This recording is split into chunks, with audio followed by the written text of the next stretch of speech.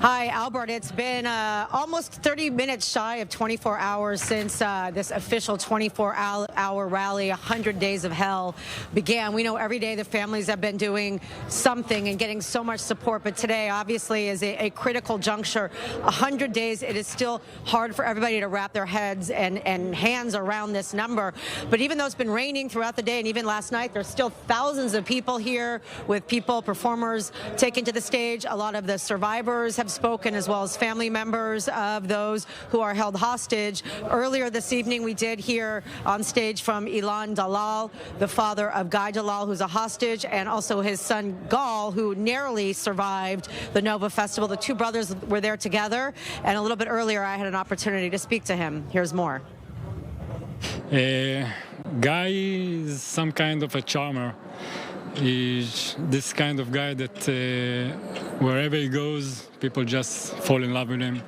He likes to laugh and make other people laugh. He's a musician. He plays all kinds of guitars. He just finished his education in computer science. He started to work for a new company. He managed to work there for 1 month before he got kidnapped. His dream was to visit Japan.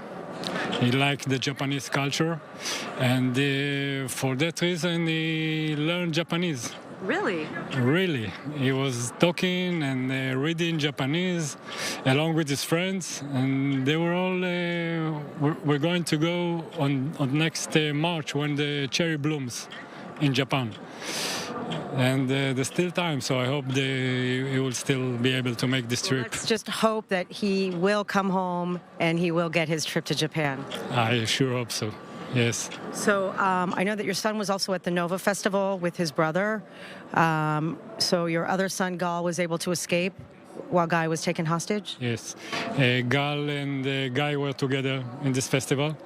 When the shooting started, first they send us a selfie of them both in the festival, having fun, smiling.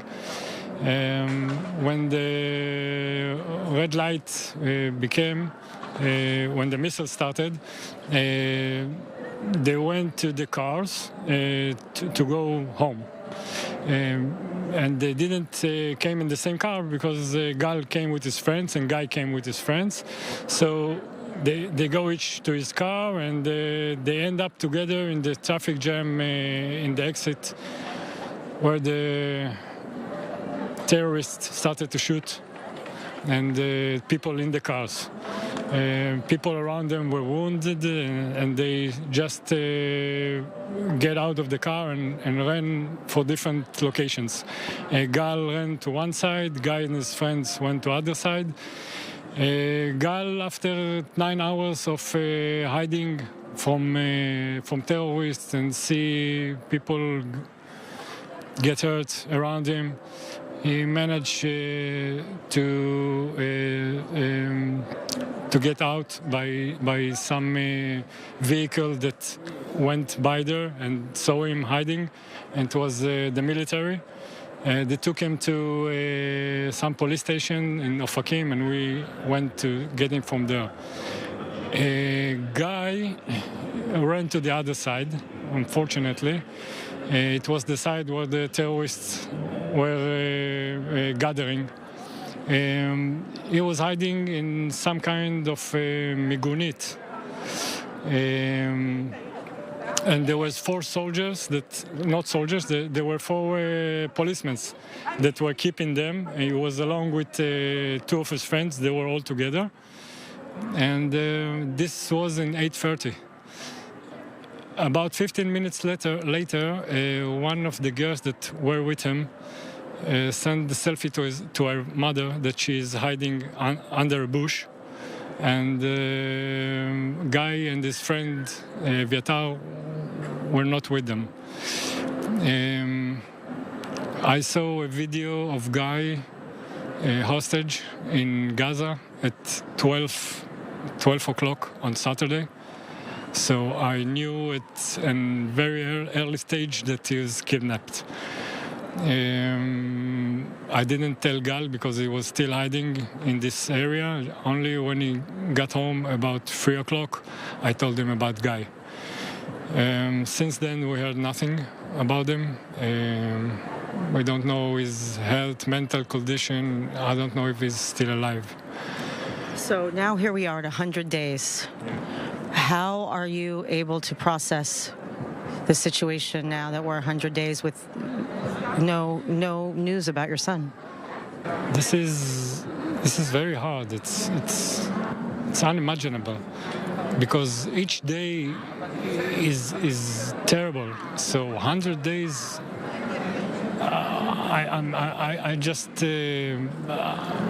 I hope just that he can make it in there. I don't know. You know, each day is harder and harder.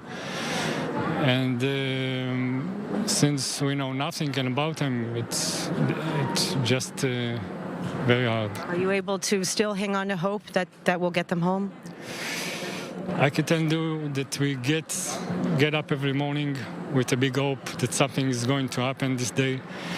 And in the end of the day, this is a big disappointment that another day passed by and nothing has happened. And he's still in these tunnels with no sunlight, no clean air, no food, no medical care, no nothing. Something will move. They are talking now about a deal that maybe consists of release all hostages and ending the war.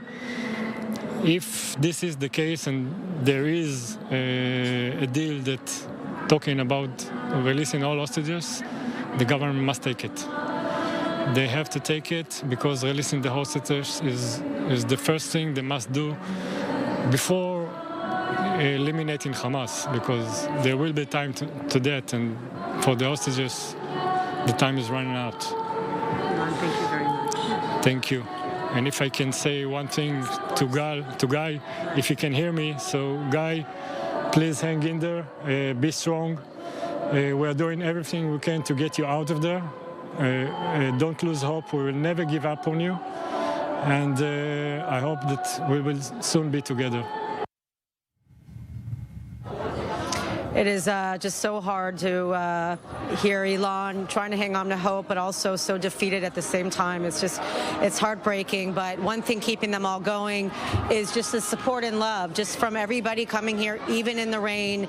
I'll have an interview in the next hour with one of the other families that they just feel that one thing that keeps them together really is the support that they're getting from everyday Israelis and people around the world, not from the government, but from the rest of us who are just here doing whatever we can to make them feel a little bit better while they're living a horrible nightmare.